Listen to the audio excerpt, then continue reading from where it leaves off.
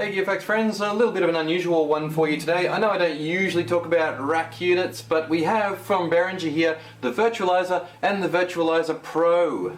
What I wanted to do is take you through some of the sounds and also have a look at some of the differences, and as you can see there are many. They're completely different units, both designed to perform the same function, which is generally to form part of a multi-effect system.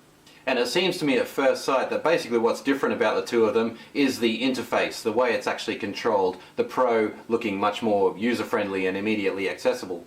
Anyway, let's run through the sounds. The default one for the Virtualizer, which we'll do first, is a reverb. Obviously we're just getting the wet signal there. So we're going through a series of reverbs. Let's get up to number 10 where the delays start.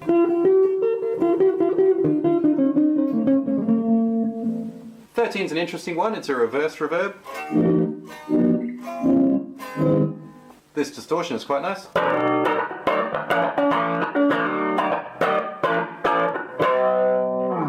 Nice and punchy. Then we get into Rotary speaker.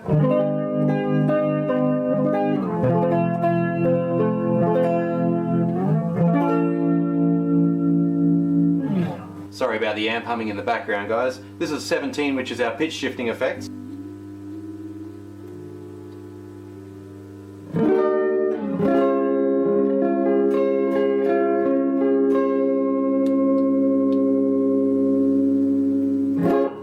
So edit B is our main tuning, and then edit A is the fine tuning. 18 is flanger.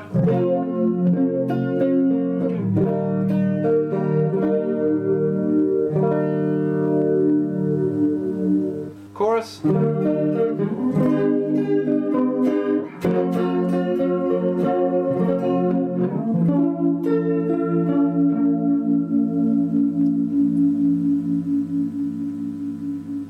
This tremolo is beautiful.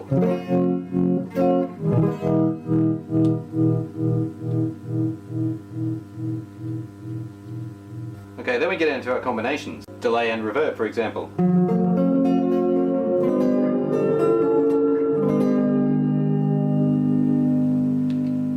And there are various other combinations.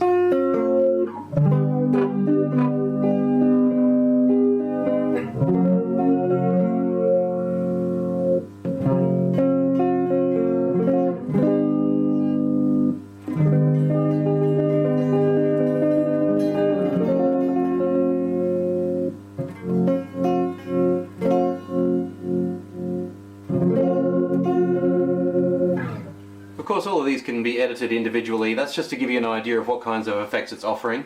It's worth pointing out that there's a vocoder as well, where you can blend two sounds. One would be your voice and one would be your instrument. Takes a fair bit of cabling and setup though, so unfortunately I don't have the resources to show you that one right now.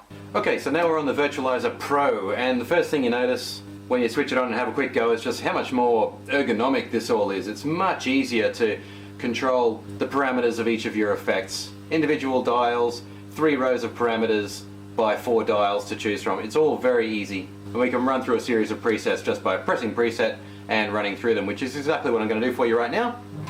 Starting off with reverbs again.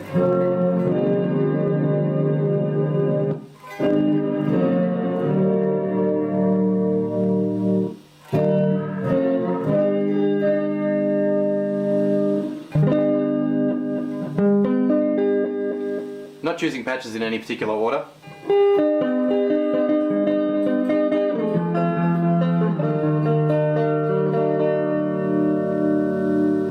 Much quicker editing, like I said.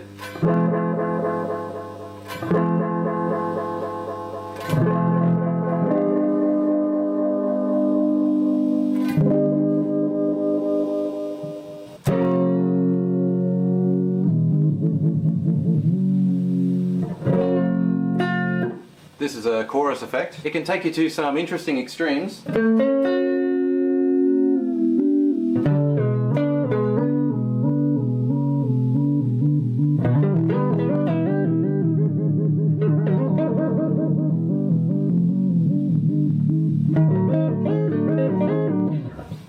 Obviously you wouldn't normally do that, but it's nice to know that there's those synthesizer-y things there that are quite fun to use.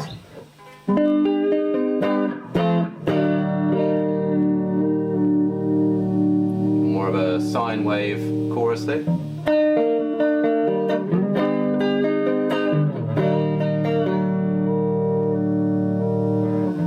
Flanger.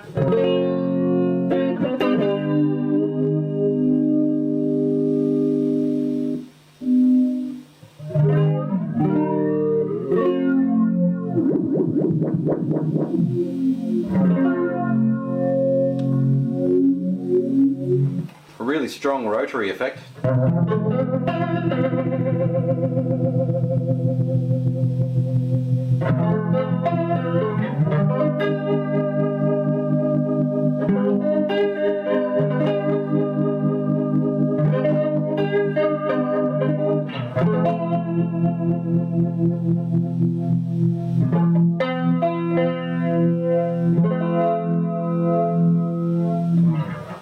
For me, that's one of the real highlights. Despite all that background amp noise and everything, I really like that rotary effect. Here's a Detune.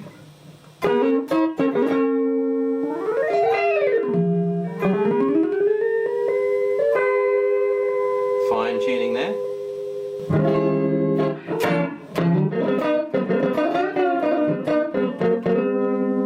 Tremolo.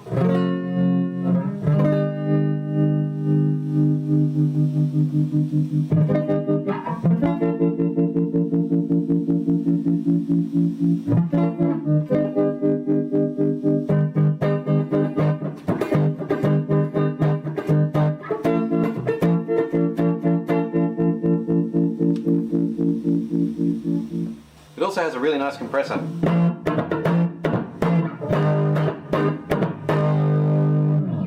Those mutes really hit the floor. Here's a kind of a ring modulated synth.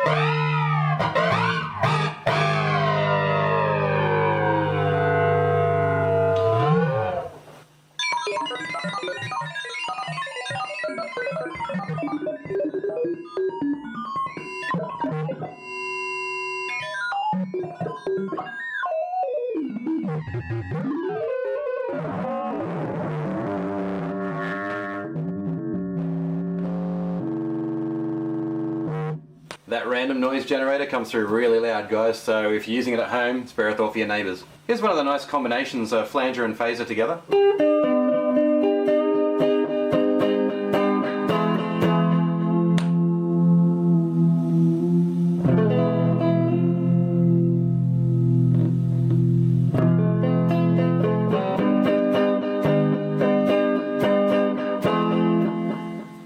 Actually, I think it's chorus and delay together.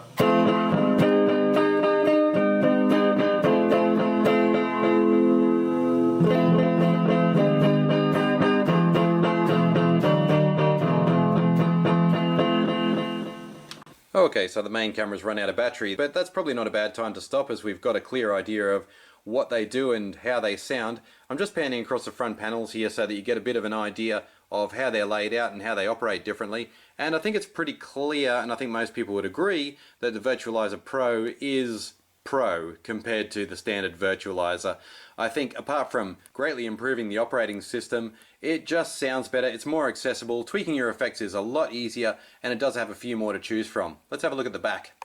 Okay, so just panning across again, we have the Pro at the top and the standard at the bottom, MIDI sockets there on the left. Just coming over to the right here, you'll see that we have a lot more XLR options. In fact, no XLR options on the standard version, only the Pro has that. Looking at the top, the standard version is actually a bit more helpful because it lists all the effects there and gives you an idea of what to aim at with the display, because it is a little bit more cryptic to operate, so I guess that's quite handy. Although with the rack installed, a lot of the time you're not even going to see that list, but here it is anyway, so that you've got an idea of what you're getting for your money if you invest in a virtualizer, which is something that I would seriously consider doing if I was starting a rack assembly, because the effects really do sound good. You really have to work with them though, exercise your creativity and your control and your technical knowledge to get exactly what you want. I think it's worth the extra to go for the Virtualizer Pro because they're both very affordable these days. And I guess in summing up, basically the idea of this rack unit is that it's going to replace a lot of your individual pedals and smarten up and professionalize your overall signal.